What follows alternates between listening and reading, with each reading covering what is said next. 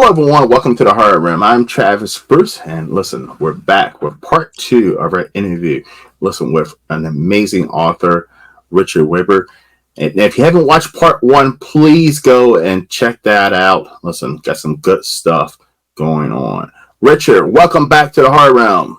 Well, thank you very much. I'm going to do the best I can because we're right in the middle of moving, but I drank 3 cups of coffee. Ready to roll. All right, so let's shoot back into the action, man. So let's go to that first slide there, the Necronomicon slide. Yeah. So we did the first set. We covered H.P. Lovecraft, the author of all these greatest Gothic horror novels ever. We covered his atheism, his pragmatism, that he wanted to be a scientist actually, but he suffered from terrible bouts of depression, which just kept knocking him off his feet here and there again. So now we're going to move on, take an in-depth thing. And when you hear this, somebody ought to make an independent film about this. It's just, the characters are just amazing. It's just amazing. So anyway, we're going to talk about Simon's Necronomicon, which is, it looks like the little paperback on the right. But they originally, well, I'll get to that. They originally made 606 copies of it. Wow. With gold leaf and leather bound and the whole thing, you know. And those sold out so fast. Then Avon picked it up later. But anyway, let's show the movie. Let's do it. Good evening, sir. Good evening. Password, sir? Fidelity. Thank you, sir.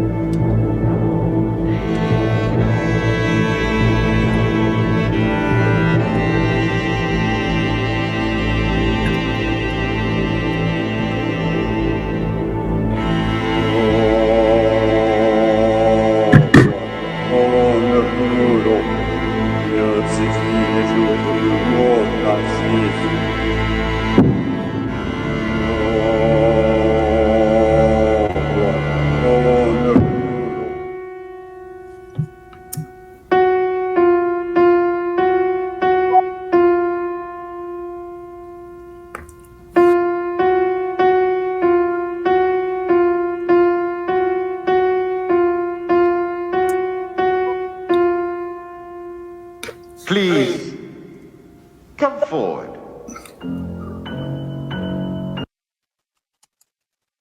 There we go. Are we back? Of course, that's from Eyes Wide Shut, starring Tom Cruise and Nicole Kidman. Right. I found some interesting facts because I do that. If I see a movie's based on a book, I have to get the book. And it was actually written by a guy named Robert Arthur Schnitzler, and he was Austrian. And what it was, Kubrick kind of took the bulk of the plot of the movie because the doctor is the main character, like Tom Cruise, right? But in the book, he goes to orgiastic masquerade party. And it opens the same way where they're at some soiree and his wife's kind of flirting with this military guy. And then it's not even clear in the book, which was called Dream Story in English, whether any of this really happened to the doctor or it was just a dream. But what I love about that movie too, that little piano melody that just keeps going over and over and over. Eerie.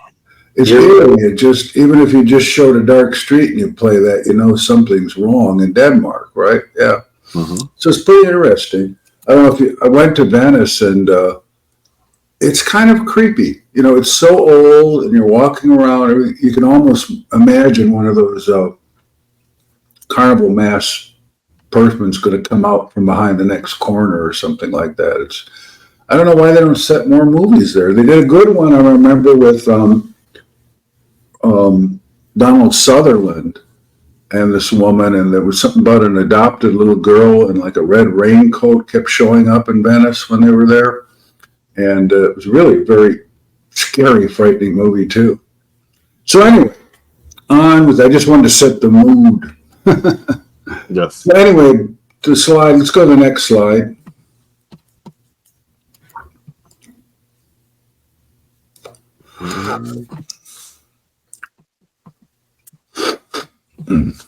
Okay, why is this working? Oh, there we go. There we go. Yeah.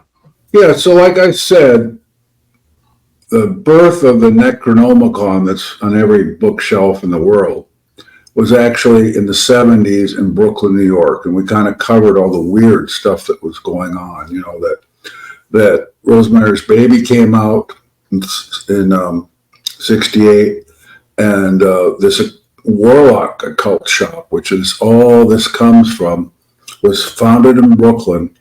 But the owner, what do you hear about him? He was making so much money. It was such a cash cow. They moved to Manhattan, to Chelsea, and made the store like 5 times bigger. But I've seen images of it. There was stuff from the ceiling all the way over the walls, everywhere. Okay, let's go to the next one.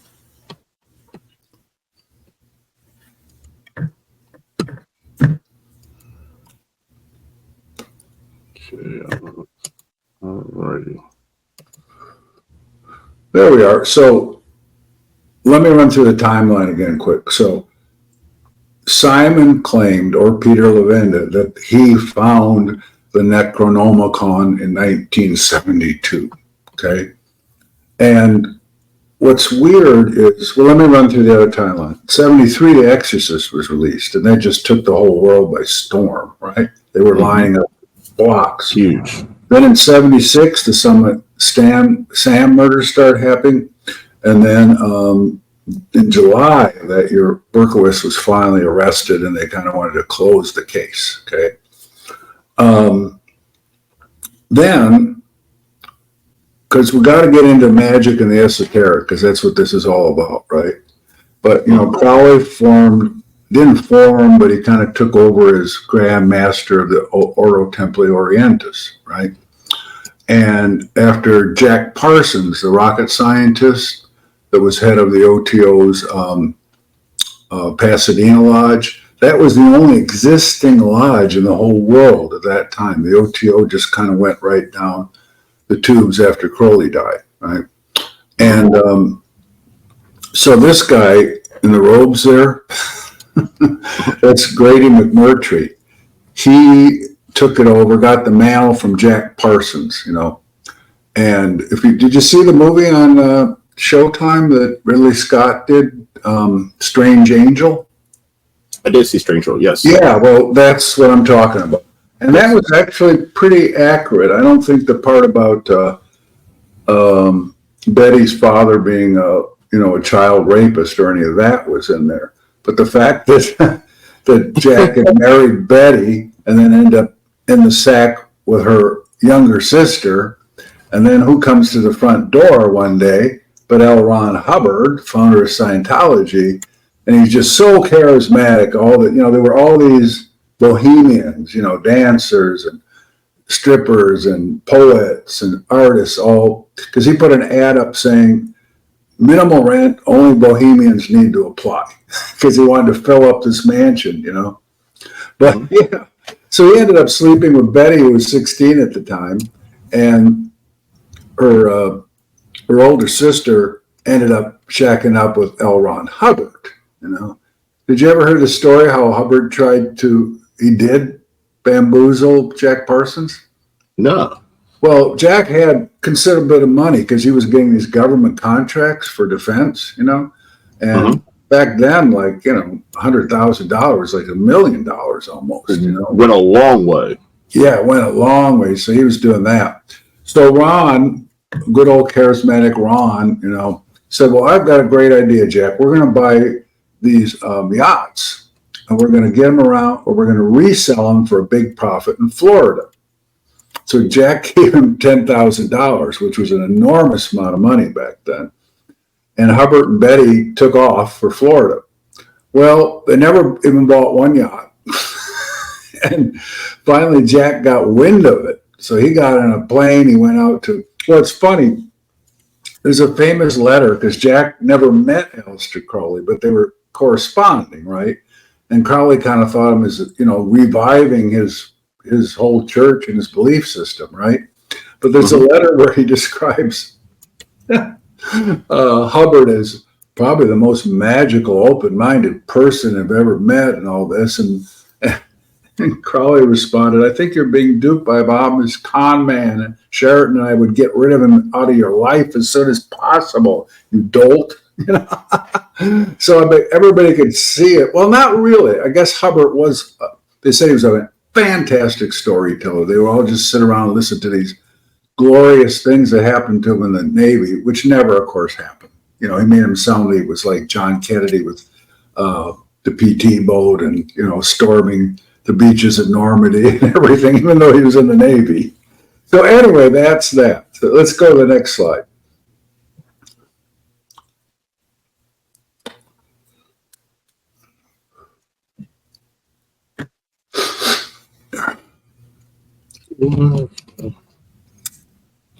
There we go. Now we're going to get into the owners of the Magical Child Bookshop.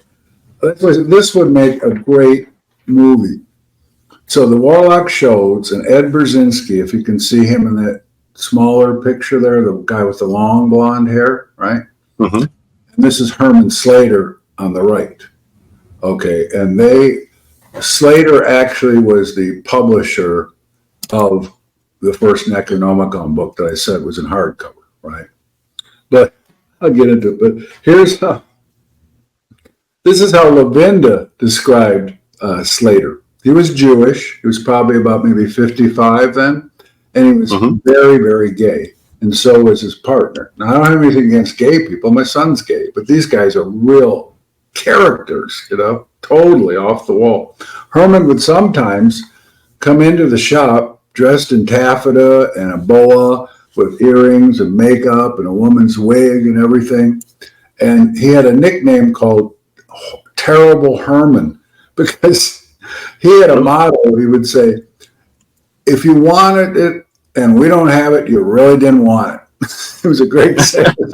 But he was such a con man. He had, he had black candles, he had crystal balls, he had grimoires, he had tarot cards, anything you could imagine. But the funny part was robes were his most profitable item. But he didn't like the Wiccans, even though he was a high priest in the Wiccans, and his little buddy Ed there was with a Welsh branch, right? And you know why? Because he said they dance around their fires naked, sky-clad. They don't wear robes. He got so pissed because he wanted to sell them robes. I think they wear robes now, but I guess back then they did. So then, in the way Lavinda described him when he came in drag, he looked like Henry Kissinger in drag. You can picture that. That's amazing. It's make a great movie. Okay, It really would. yeah, it really would. And then and other things, like he took chicken bones and he said that they were, finger bones off a corpse. It was just a total con man too. You can look him up on YouTube, and there's a couple of interviews, and then one where he's doing like a magical rite with the robes and all this kind of stuff. So he was really something else. I think he had been he went to college. He was like a traffic control engineer. Then he was an insurance investigator, but somehow, here's this best part. His eureka moment, why he decided to just give that all for magic. He had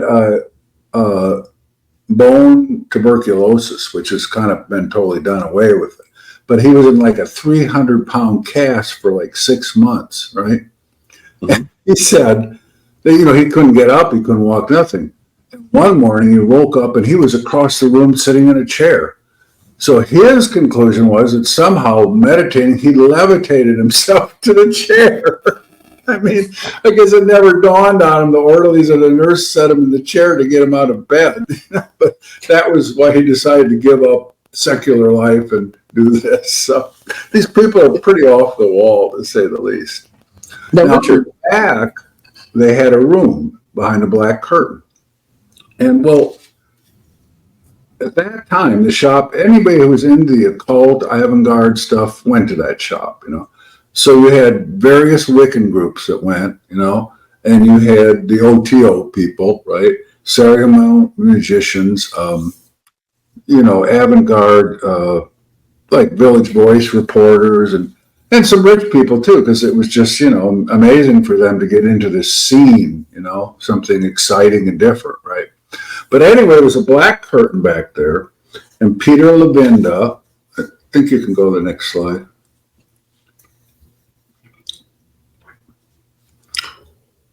Well, no, that's Wasserman. Anyway, Levinda actually wrote the Necronomicon, okay? But there's well, I got to tell you about Levinda first. He would dress back then in like a Madison Avenue executive, wearing a black suit, a thin tie, a button-down white shirt, and carry a briefcase. And he was charming, soft-spoken, but aloof. And I think they said he wanted to project this image of power by dressing like that, instead of jeans or a magic robe or something, right? So he was so much a recluse, he didn't even have a telephone. I said, what do I need a telephone for? Who's going to call me? So anyway, in the back room, Levinda started giving lessons, and with the Wiccans. And I guess one thing he did was, what Enochian magic is? John Dee's magic with the angelic language. You heard of that? Well, I'm sure some of your writers have heard of it, though. Yeah. John Dee was the vizier or seer, whatever, to Elizabeth I. And he was, back then, he was a Euclidean mathematician, right? He was into magic. He was into all the classical writings. He was a man of letters and a real Renaissance man, right? So he and Edward Kelly decided they were going to try to commune with angels, right? But the thing about a lot of people, you have to have somebody that's a medium, a channeler, right? And usually they pick a woman because they think they're more sensitive to the supernatural influences. But Dee picked this guy, Edward Kelly, whose both ears were lopped off for becoming a fraud and a thief and a confidence man. This is the guy who he had communicate with these angels, right?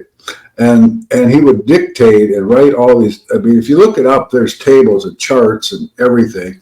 And the language is a unique language. So I guess I think Kelly made up the whole thing, and Dee was gullible enough to tell me more, And if you go to the British Museum, they have his crystal ball, and they have this board that he made that was like wood with wax carvings into it, right? They have a whole showcase just for John Dee. But then the villagers got pissed, and he was trapped. Well, also, they had just formed the British Secret Service, MI6 back then, and Dee always signed his correspondence 007. So that's where Ian Fleming got the whole concept of 007, right? But it just, so a lot of historians think he was actually an intelligence agent on top of that, because he was always traveling around Europe, and everything, and then feeding everything, all the information back to Elizabeth, right? So anyway, just a little side story there. Okay, so Lavinda comes in there. Now, Simon is who supposedly wrote this Necronomicon book, right? And if you think about it, Simon is an ancient word for what name? Peter. So he said Peter, but he said Simon, right? Mm-hmm. And I'm going to explain a little bit more why, and if you look at the copyright on the books, it says Peter Lavinda right there, Anyway, so, but, yeah, so this guy here, James Wasserman, okay, he actually is a very published esoteric author by, Wiser Books, that do all the esoteric and magic and, even on Tesla and, anything that, I'd say most horror fans are into all this stuff too, right? And science fiction fans in particular. So he just died a couple of years ago, I think. But he designed the book, the layout and all this stuff. Then a third guy who was an absolute cokehead drew the can you go to the next slide? I think there's one. He drew the sigils that were on the cover of the book. And I'm saying what he did was classic for a book on black magic or a grimoire, right?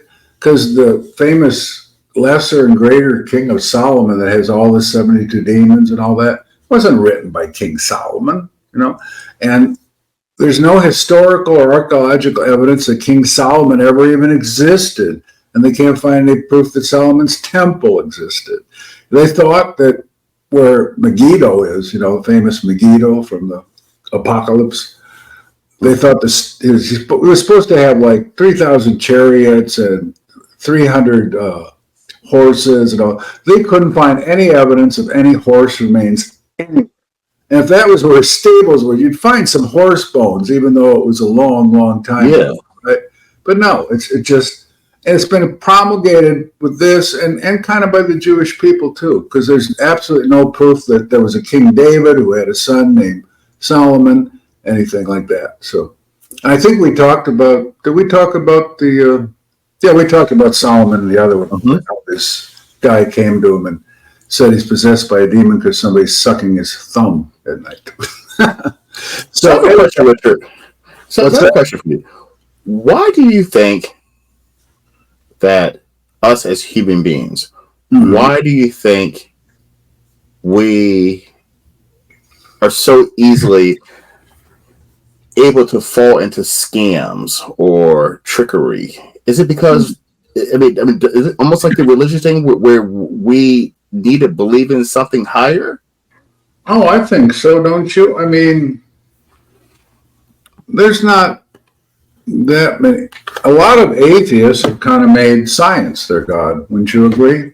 I would agree. They can feel and touch it and observe it, and somebody can repeat the experiment. I think it's just a security blanket. Or Young would say we're just clinging because mom and papa are gone. And we're not children anymore, but we need something more and you need something to justify why, if there's a benevolent, loving God, how can there be all this evil in the world? Did he create that too? It's something nobody can ever answer. And, Gnosticism tried to explain it by saying that Jehovah in the Garden of Eden was a lesser God, who was an evil God, who emanated from the original the unknown God on high. And that was their explanation why there's evil in the world. But people have been trying to just, I don't know though. I mean, I've always been searching and still searching, and I don't know why I'm compelled to do that, But, somebody down the bowling alley probably doesn't give a shit about any of this stuff. They go to church because it makes their wife happy, right? Or their mother happy or whatever. I don't know. I think but if we didn't have that innate knowledge for or quest for knowledge, we wouldn't be having rocket ships or television or artificial intelligence or anything, right? I mean, like for instance, like witchcraft, magic, you know, get rich schemes. I mean, since the beginning of time, there've always have been snake oil salesmen that can, give you something that give you super strength or make you more beautiful or live longer. Right. Why are people so gullible? They just are. They just are. It's just, I mean, I like what Neil deGrasse Tyson said. We are 1% different from a chimpanzee's genes. And if aliens came and they were 1% on the plot over above us by 1%, they would see Stephen Hawking and think, well, he's a toddler. This is the best they got. We just don't. I mean, you got people who don't even believe in evolution. I mean, it's just crazy. But how come we have a tail on the end of our spine if we didn't have evolution? What was that there for, right? I think people are just gullible. What did Barham Bailey say? A sucker's born every minute. Yeah. Yeah. And it's true. Yeah. But when it turns into a cult where they make that person, that man or woman, and hold him up, like he's speaking directly for God or whatever they want to hear, that's when it gets really dangerous. Yeah. Yeah. And Jung would say it's projection. Trump does it all the time. He'll accuse all his enemies of exactly what he's doing. He projects it out onto them. And But I mean, I was saying too, you've seen that also in the past with dictators.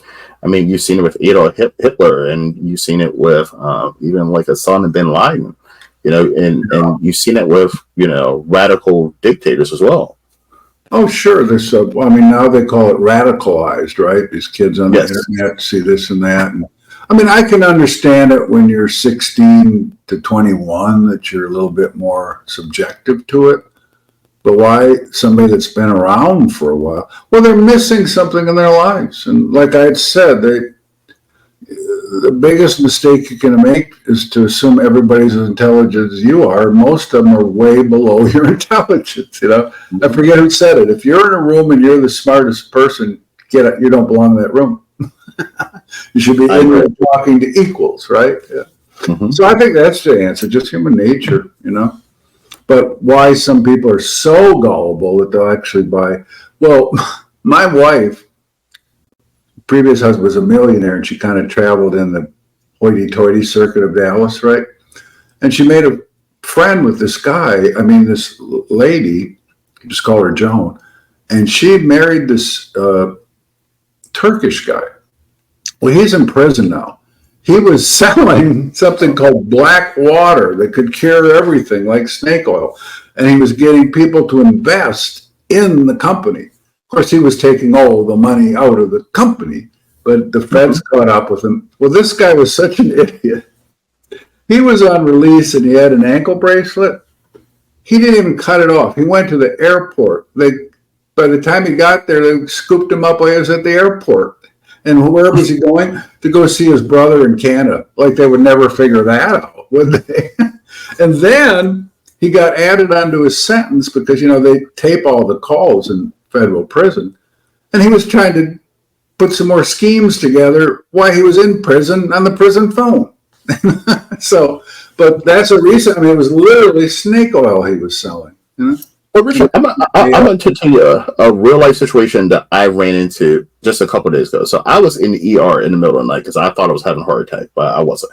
Thank God. But listen, so I was in the ER, and on the TV in the waiting area, they're showing infomercials, and there was this infomercial on for this holy water. That if you get this holy water, the Lord will bless you with $10,000 the next day, right? Right. And they had all these people come on saying, I'm a millionaire because of this holy water. And I was like, wait a minute, whoa, what year are we in? You know what I mean? Because I remember seeing that in the 80s and where people were more gullible and, but then like, as I'm thinking in my mind, like, what idiot is going to buy this? the lady next to me, I look over and she's on her phone purchasing it. Did you say get two for me too? I was like, because as soon as I thought in my mind, like, who will purchase this or believe in it? Literally, somebody sitting right next to me believed in that. Well, the bad part is I think it was on that comedian that used to be on Comedy Central. It's got his own show now, the British guy. Oh, You know what I mean? yeah. John Oliver. Yeah. He did an expose and he was showing, the local stations, wherever you are, they have these good morning shows on a local. And the one he showed was for a blanket, and they were doing the same thing. It's going to cure your arthritis. It's going to cure your cancer. And they actually had a spokesperson being interviewed by a station, talking head about how great the blanket was. But they didn't label it as a commercial. It was in the news, but they paid to be on there. It's crazy. Oh, I agree with you, but I don't know. What you gonna do, man? Just Yeah. I think the best thing is just hang out with people at our level, and that's it. Forget the rest. Don't even bother. And as I get older, I got no tolerance at all for idiots. I just get out of my life. Yeah. Anyway, so what I was going to say was Lavinda conjuring up this mystical Simon character has been done in every grimoire that you can mention, like the Key of Solomon. This other one on the right was supposedly written by Hope Honoris, right? No. Do the next slide. Oh, yeah, I forgot. When the book was picked up by Avon, they had a party at the Plaza Hotel in New York, one Trump used to own, right off Central Park. And the guest of honor was the new head of the OTO, Grady McCurtry, right? And then Kenneth Anger. Now, all your independent filmmakers should know who Kenneth Anger is. He made The Pleasure Dome and Lucifer Rising, and they're visually stunning, but he was a devotee of Thelema and Crowley, too. I mean, he's got Lucifer right across his chest, but he's been recognized by the Film Academy as one of the most influential avant-garde filmmakers there ever was. So if you get a chance to look it up, I mean, the colors and everything, the plot doesn't make any sense, but if you know a little bit about esoteric and Crowley, it's right there in your face, And anyway, let me think. Oh, well, I went to that. I'll come back to that. Hold on. I forget. I can't think of her name. Okay. Anyway, Jack Parsons later, well, when he and L. Ron Hubbard were actually doing these magical ceremonies, right, in the house in Pasadena, they wanted to create a moon child, which, and they needed the Scarlet Woman. Well, one day the doorbell rings, and here's Cameron, can't think of her last name, this stunning, beautiful, exotic, intelligent redhead. So they said, they gave us the Whore of Babylon. What the hell is this? So they were trying to create a moon child. And Crowley's response is, you're a bunch of ignorant louts. What the hell are you doing? He wrote a novel called Moonchild, but, creating some ethereal homunculus child from a magical rite, but that's how far out there Hubbard was too. He served as the scryer, whatever happened, he wrote it down, and whatever Jack saw or she saw, unbelievable. But Cameron went on, she's a recognized artist too. It's pretty avant-garde art, but she was a very good artist. But she was with Jack in near Pasadena when he kept, like in the movie, he kept getting his secret clearance pulled, right? So in the end, he was just doing pyrotechnics for Hollywood scenes and movies, right? And supposedly he blew himself to hell in his garage, dropping some mercury fulminate, But to this day, she doesn't believe, because she said he was a little pushing the edge with everything, but when it came to handling chemicals and materials, he was very careful and very precise, you know. Anyway, yeah, so that's who was at this bash that was paid for by some rich DC attorney for the books coming out, you know. So what I'm getting at is Levinda's knee deep in the OTO, you know, even though he says that he totally divorced himself from the OTO. But you can't really say, can I go to the next slide? Mm-hmm. Oh, and at the same time, Robert Ann Wilson came out with the Illuminatus trilogy, right? Now you've heard of that, right? Yes, of course. Yeah, right. And that took the world by storm too. And it got a lot of people into esoteric thought and magic because he was really trying to F with your mind with the fiction of it, you know, make you kind of have a leap out and come back in with some enlightenment in it. So that, and then of course, Wilson was buddy with Tim Leary, you know. You know, I tell a funny story about Tim Leary. He was like on the lecture circuit right after. Remember, he got busted in federal prison for having one joint. Mm-hmm. One joint. But he was a threat to, you know, Vance would say, oh, he's a threat to our American way of life and our Christian values. And blah, blah, blah, blah. But anyway, yeah, I was working as a deputy sheriff at the airport. And I knew he had come in. He was doing like the college circuit for lectures, right? And he's standing there right in the lobby. So I walked up behind him and tapped him on the shoulder, and he went, ah! I said, I'm not here officially. I said, I admire you. I think you're a great man. I would wonder if you could just give me your autograph of my sociology book. He says, my young man, you realize I just got out of a federal prison? Pretty much a character. Anyway, next slide.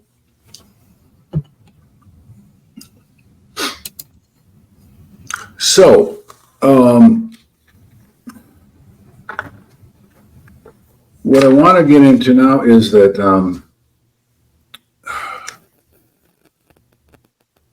the book is dangerous. His little book on magic is totally dangerous. Okay, there's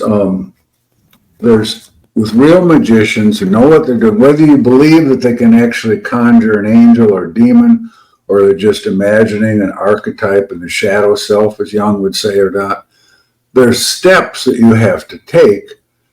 You know, if nothing else, Jung would say to protect your psyche. Because Jung says very dangerous just to open the doors wide to your shadow self and let whatever take control. Because it influences us through our ego and our daily actions, you know.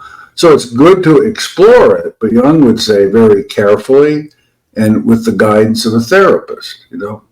So these ancient, well, there's three things you need to do in a ceremonial magic ceremony, okay?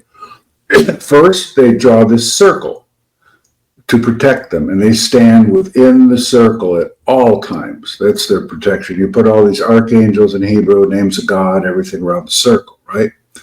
And if you think about that from Jung's point of view, that's just setting up this imaginary boundary around yourself that kind of binds your id and your shadow self from taking control, okay? Okay, then you summon the demon or the angel. But see that triangle on the top of the circle there? In the center is a black circle. Well, this guy, Poke Runyon, who's a big ceremonial musician, I think is really off the wall, but it hit him when he was about 22 that dark circle was a mirror, you know? And you think about, you know, magic mirror on the wall. And John Dee had what they called a shoe stone, which was volcanic, what do you call it? Volcanic, the Egyptians used it, everybody. You know, it's a very dark, shiny stone. And scientifically, I looked it up. If you go in your bathroom and you have very dim light and you just stare at your image in the mirror for as long as you can, strange things will happen. Your face will start to morph and this and that and all this stuff. So I think, and that's scientific. They've just done it a million times and it happens to everybody. But if you're in a weird frame of mind, you might think it's an angel or a demon, or you project who you're trying to summon, because the mind is just a marvelous thing. You know, it can do all this stuff if we just feed it a little suggestion, right? So then you have to bind the spirit in that triangle, right? You don't want them running around the whole room, getting in your car, going to McDonald's and coming back, and sitting on your bed in the middle of the night. You got to lock them in there, right? Then you can have a respectful conversation with them, about life's problems or what you want to bring in, et cetera, et cetera. Okay. But then the most important thing is what? You got to get rid of them, right? You have to banish it. Say, thank you very much, respectfully for showing up and speaking with me, but now please return to where you came from and don't ever come back unless I call you. But guess what? In Simon's book, all he does is teach you how to summon them. He doesn't teach you how to bind them. He doesn't say anything about making a magic circle. You're just supposed to sit there in dark candlelight robes and conjure this thing. Well, that's even psychologically, that's a very stupid and dangerous thing, right? But he wrote a subsequent book to the Necronomicon called the Book of Names. And I got to admire him as a writer, and I think your writers appreciate it. It's really an autobiographical account of him, right? And how they came across the Necronomicon and all this stuff. So it's weird. He's writing about himself, but it's like somebody, he's Peter talking about Simon. So it's kind of, but he clings to the fact that he didn't write it. Because it goes back to the old grimoires saying it was Pope Honorius or King Solomon or somebody more mystical than this kid from Brooklyn, right? It's funny though, I bought another one of the Book of Names because I had it, lost it. And in the edition that came out about 5 years ago, in the preface, he's changed his tune. He says, I'm being criticized for not telling you how to bind or banish or anything. So if you're worried, do draw a magical circle, do draw the triangle, do all this stuff, and then, so he realized that his fellow occultists were saying, what the fuck are you telling these teenagers to do? Jesus Christ.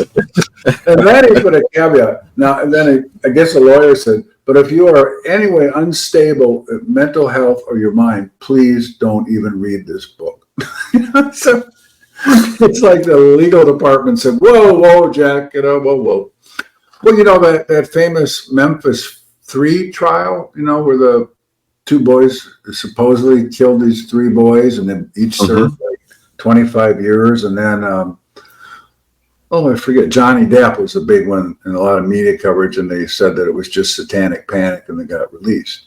But if you look up this guy, well, I mean, I can't imagine being in prison for like 25 years and a lot of the time being solitary. I would go nuts too. But he's got the dark glasses, he's got the full rabbi beard, and he's giving all these things on YouTube about magic, So he's been into this ever since he was 16 and he never got out of it, So it's still, even though he got acquitted, there's still questions about whether he and his buddy actually killed those 3 boys as some sort of a satanic sacrifice that got out of hand.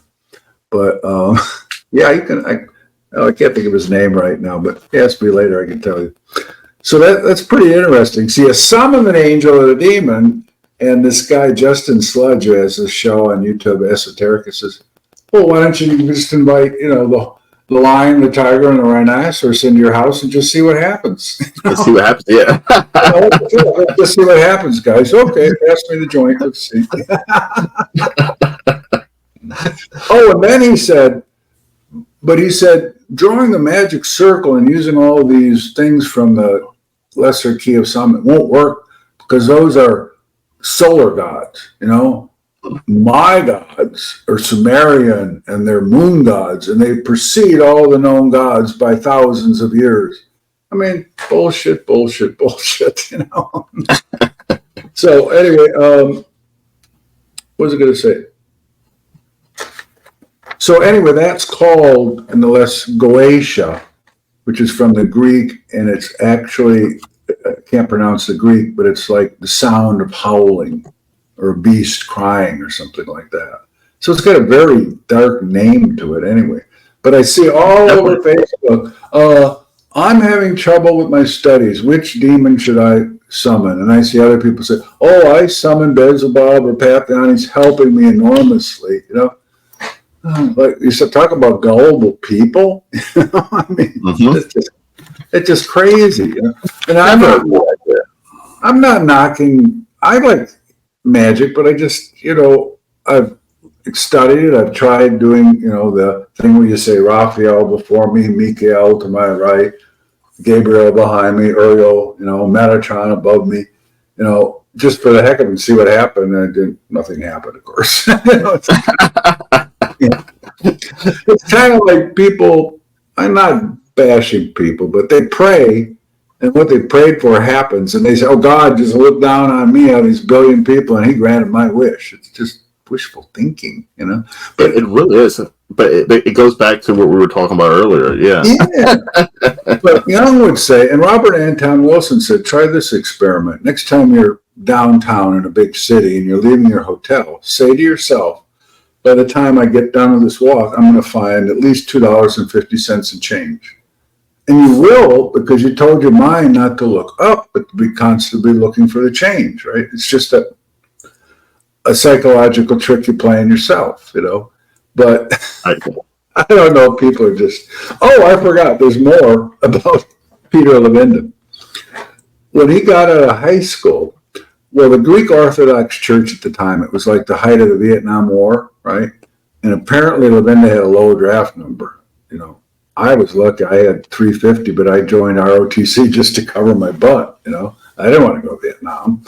Anyway, so the Greek Orthodox Church was having a real problem getting priests, period, right? So they put sub-branches in, right? And it could be Lithuanian or Estonian or whatever, as long as it was some Slavic thing. So it got to be the point where this sub-branch in New York was created. The guy who was the, for lack of a better word, priest or pastor did not have to go to a seminary. Whoever he appointed as a priest did not have to go to a seminary at all. They were just trying to increase their numbers. But here's what happened. I found a picture of it. That same thing that year that he joined, the Pope came to New York. And they had a big thing in St. Patrick's Cathedral. And guess who led the procession out of the church?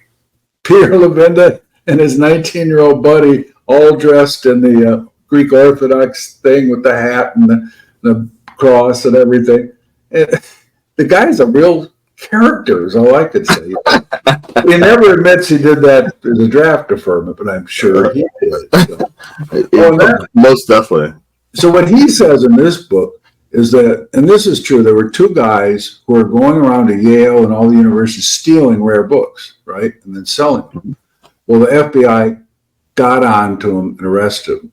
Now, Levenda's best buddy, the one that was a priest with him, or sort of a priest, Pazar, was also kind of into collecting stuff.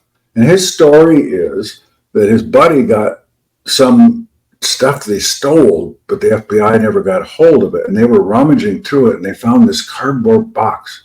And he's very specific, with a green string. And he opened the box, and they didn't exactly know what language it was, because even though they were Greek Orthodox, neither of them spoke Greek or Aramaic or anything, right? But Levenda says, as Simon reviewed the document, he saw one word that stuck out, Inanna, which was the ancient Sumerian goddess, right, in Babylonian. So he said, this has got to be a book on Sumerian magic, just from that, you know.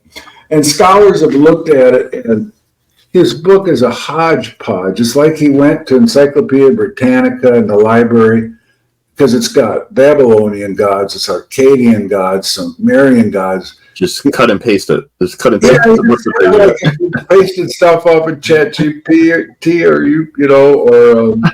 Wikipedia. You know, it's just the guy but he's a good writer. I mean, I got to give him that. You know, and he kind of got off that. Oh well, I was gonna say though.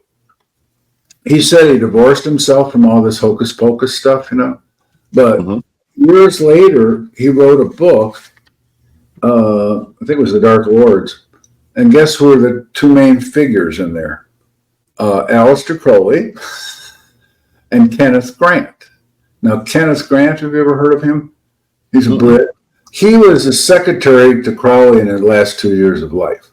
So he claimed that the mantle of the OTO had passed to him because he was with the man for 2 years. And this McGrady guy was over in California. How could it be him, right? But he's interesting because if you read one of his books, like you get a headache because he takes the Cthulhu mythos, UFOs and aliens, and then ceremonial magic and the Kabbalah, and combines it all into one soup. And you got to go, what's he talking about now? Aliens, UFOs, the Kabbalah, whatever, you know. And he called it the Typhon Lodge, you know. So, but who does Levinda devote a whole book to? Crowley and Grant. So he never got out of it. He's full of Still stuck in it. Yeah, he's still stuck in it totally. It's just crazy. Okay, all right. So listen, everybody, please hit that like and subscribe button. Listen, we're wrapping up episode 2. Episode 3 is coming back, and so please hit that like and subscribe button and follow us. If you haven't watched part 1, definitely get over there and do it. All right. Well, everyone, we'll see you next time. I'm Travis Bruce, and that is Richard Weber. We'll see you next time.